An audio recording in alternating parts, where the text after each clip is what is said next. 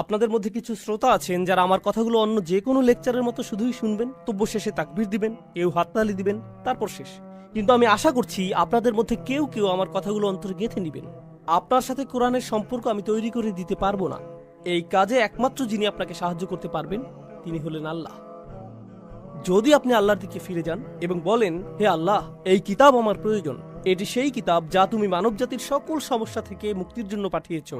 আচ্ছা বলুন তো, লোভ কোথায় থাকে? লোভ কোথায় থাকে?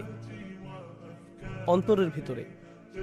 সুতরাং পৃথিবীর যত সমস্যা রয়েছে আপনি কখনো এগুলোকে পুরোপুরি দূর করতে পারবেন না, কারণ আপনি কখনো লোভকে হত্যা করতে পারবেন না, যেহেতু এটা অন্তরের একটা অংশ। কিন্তু জানেন, আমরা একে প্রশমিত করতে পারি। এই জন্য আল্লাহ বলছেন, মনে আছে শুরুতে কি বলেছিলাম? আমাদেরকে বাইরে থেকে আমাদের অন্তরকে সুরক্ষা দিতে হবে। আর সেই সুরক্ষাটা কি? এটা হলো আল্লাহর বাণী। আল্লাহর কথাগুলো যখন আপনার অন্তরে প্রবেশ করে, আপনার অন্তরটা তখন অধিক শক্তিশালী হয়। আপনি তখন আপনার আকাঙ্ক্ষাগুলো সংযত রাখতে পারেন, আসক্তিগুলোকে নিয়ন্ত্রণ করতে পারেন। এটা কতটা দুঃখজনক যে এখন কত তরুণ পর্নোগ্রাফিতে আসক্ত। এটা একটা বাস্তবতা। আমি কত তরুণের সাথে কথা বলেছি, তারা আমাকে বলেছে এটা তো সাধারণ ব্যাপার, আপনি আমাকে কি করতে বলছেন? তাদের অন্তরগুলো এতটাই মৃত হয়ে গিয়েছে, তারা বলছে এটা সাধারণ বিষয়। এটা একটা স্পষ্ট চিহ্ন যে অন্তরটা মরে গেছে। কিভাবে আল্লাহর কথা সে অন্তরে প্রবেশ করবে?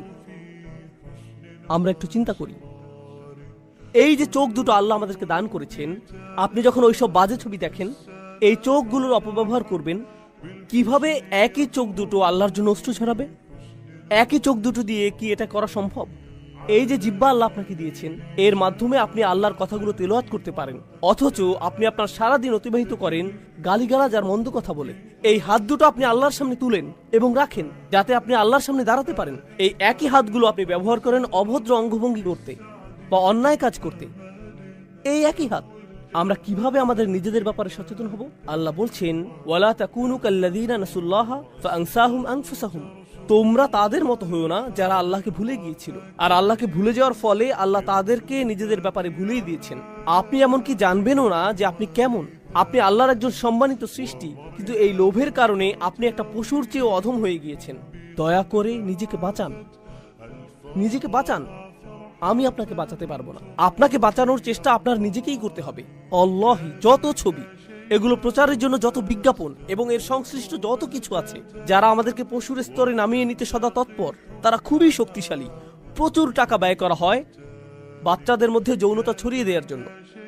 এই কাজে প্রচুর টাকা ব্যয় করা হয় অশ্লীলতাকে স্বাভাবিকীকরণ করতে, এগুলো উদযাপন করতে এবং নীতি নৈতিকতাকে নতুন করে সংজ্ঞায়িত করতে, ভালো মন্দকে নতুনভাবে সংজ্ঞায়িত করতে প্রচুর টাকা ব্যয় করা হয়। এবং মানুষ এগুলোর স্রোতে এমনভাবে ভেসে যায়, তারা বলে কোরআনে এমনটা বলা হয়েছে, কিন্তু আমার কাছে এটা ভালো মনে হচ্ছে না।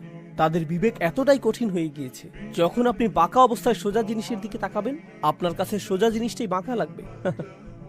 আপনার নীতি নৈতিকতা এতটাই অকার্যকর হয়ে গিয়েছে, আল্লাহর কথাগুলোকে আপনার মনে হয় আমি জানি না এটা আমার নীতির সাথে মিলে কিনা। আরে আপনার কাছে তো নীতির কোনো মাপকাঠিই নেই, এটাই তো সমস্যা। অথচ আল্লাহর কথাগুলোই ছিল নীতি নৈতিকতার মাপকাঠি। এটা এমন জিনিস যা কখনো পরিবর্তন হয় না, এবং আমি আপনাদেরকে এই ব্যাপারে প্রমাণ দিব যেটা আল্লাহ নিজেই দিয়েছেন। পৃথিবীতে যত নৈতিক মতাদর্শ এখন পর্যন্ত এসেছে, মানুষের কাছে সমাদৃত প্রতিটা মতবাদ 10 বছর পর আগের যে মতবাদটা ভুল ছিল সেটা এখন স্বীকৃত। 10 বছর পর আবার অন্য কিছু স্বীকৃতি পাবে, এর 10 বছর পর আরেকটা নতুন কিছু স্বীকৃতি পাবে।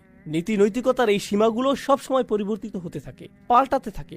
বৈশ্বিক মূল্যবোধগুলো সবসময় বদলে যায়, কিন্তু আল্লাহর কিতাব আমাদের ভালো মন্দের সীমা নির্ধারণ করে দিয়েছে, এবং সেই যে রাসূল সাল্লাল্লাহু আলাইহি সাল্লামের সময় এই সীমা নির্ধারণ করা হয়েছিল, আজও তা সুপ্রতিষ্ঠিত। ওয়ালাম ইয়াজআল লাহু ইওয়াজা। আর তিনি এতে বিচ্যুতির কোনো অবকাশ রাখেননি। আমাদের বিচ্যুতি হয়, আমরা এক রেওয়াজ থেকে অন্য রেওয়াজে, এক দর্শন থেকে অন্য দর্শনে, ভালো মন্দের একরকমের সংজ্ঞা থেকে অন্যরকম সংজ্ঞায় যাই। কিন্তু আপনি যদি এই কিতাবকে আঁকড়ে ধরতে পারেন, যত বড় ঝড়ই আসুক না কেন, আপনি আপনার জায়গায় টিকে থাকতে পারবেন। আপনি আপনার জায়গায় টিকে থাকতে পারবেন। আর যদি আঁকড়ে ধরতে না পারেন, তাহলে আপনি মুসলিম, খ্রিস্টান, ইহুদি, হিন্দু, নাস্তিক, শিখ যাই হন না কেন, আপনি কোনো না কোনো দিকে ভেসে যাবেন। বাইরে থেকে আপনাকে দেখতে মুসলিম বা অন্য যে কারো মতো লাগতে পারে, ভেতর থেকে আপনি সেই একই লোভী এবং নিম্নমানের মানুষের উদাহরণ হয়ে থাকলেন। ইসলাম আমাদের ভেতরটা পরিবর্তন করতে এসেছে, শুধুমাত্র আমাদের বাহ্যিক পরিবর্তন করতে আসেনি। অন্তরের ভেতরের সঠিক পরিবর্তন হলো এই ধর্মের মূল উদ্দেশ্য। অন্তরের ভেতরের পরিবর্তন হলো এই পৃথিবীটাকে আমাদের অন্যরকম মনে হবে। মূলত এই কথাটাই আমি আপনাদের সাথে শেয়ার করতে চেয়েছি। এই পরিবর্তনটা আপনার ভেতরে কেবল তখনই আসবে যখন আপনি সঠিক মনোভাব নিয়ে আল্লাহর কিতাবের কাছে আসবেন। যদি আমরা সঠিক মনোভাব নিয়ে আল্লাহর কিতাবের কাছে আসি, আমাদের অন্তরে পরিবর্তন আসবেই, আমাদের অন্তরে পরিবর্তন আসবেই। এবং এটা আপনাদের জন্য আমার আজকের শেষ কথা। আর শপথ করে বলছি, যখন এমনটা ঘটে, ফাআমিনু বিল্লাহি ওয়া রাসূলিহি ওয়া নূরিল্লাযী আনজালনা, যখন আল্লাহর কিতাবের আলো আপনার অন্তরে প্রবেশ করে, তখন আল্লাহ আপনার অন্তরকে একটা প্রদীপের সাথে তুলনা করেন। এবং একটা প্রদীপ শুধু নিজেই আলোকিত হয় না, এটা আলো ছড়ায়ও। কথাটা কি সত্য নয়? একটা প্রদীপের কেবল নিজের আলো আছে তা কিন্তু নয়, এটা তার আশেপাশের জন্য আলোর একটা উৎস হয়ে ওঠে। আচ্ছা, প্রদীপ কখন কাজে লাগে, দিনে নাকি রাতে? বলুন তো। রাতে। এর মানে হলো আপনারা এমন মানুষ হবেন যারা ঘোর কালো অন্ধকার যুগে বাস করবেন। আপনারা নিজেরা শুধুমাত্র আলোকিত থাকবেন তাই নয়, অন্যজনের জন্য আলোর উৎস হবেন। কারণ আমাদেরকে অন্ধকার চারপাশ থেকে প্রবলভাবে ছেয়ে রেখেছে। দেখুন, আমরা এখন অন্ধকার রাতে বাস করছি। বর্তমান সময়টা মানব সভ্যতার জন্য কালো রাত। প্রযুক্তি বেড়েছে, উন্নয়ন বেড়েছে, মানুষের জ্ঞান বেড়েছে, কিন্তু সঠিক পথের সন্ধান নেই। আর এগুলোর সাথে সাথে মানুষের লোভও বেড়েছে, লাগামহীন লোভ বেড়েছে। এসবের ফলে মানুষের মধ্যে ধার্মিকতা কমেছে, ভদ্রতা কমেছে, নৈতিকতা কমে গিয়েছে। সুবহানাল্লাহ। আমি দোয়া করি আল্লাহ আজ্জা ওয়া জাল্লা আপনাদেরকে এবং আপনাদের সন্তানদেরকে এমন একটি প্রজন্ম তৈরি করার জন্য বাছাই করুন, যে প্রজন্ম কোরআনের আলোর প্রতিনিধিত্ব করবে, যারা শুধু আপনার নিজেদের পরিবারের জন্য নয়, বরং আপনাদের আশেপাশের সবার জন্য, সমাজের সকল মানুষের জন্য উজ্জ্বল এক আলোর উৎসে পরিণত হবে। এবং আল্লাহি, আমরা যদি আল্লাহর কিতাবের সদ্ব্যবহার করতে না পারি, এই ধরনের কোনো কিছু কখনো বাস্তবায়িত হবে না। যতদিন পর্যন্ত আমরা মনে করব কোরআনের জন্য একটুখানি, অল্প একটু সময় দেয়াই যথেষ্ট, ততদিন আমরা কেবল কোরআনকে সময় দেয়া ছাড়া অন্য সব কাজই করতে পারবো। তাছাড়া আমরা নিজেদেরকে সত্যিকার অর্থে শোধরানোর জন্য এই কিতাব খুলি না।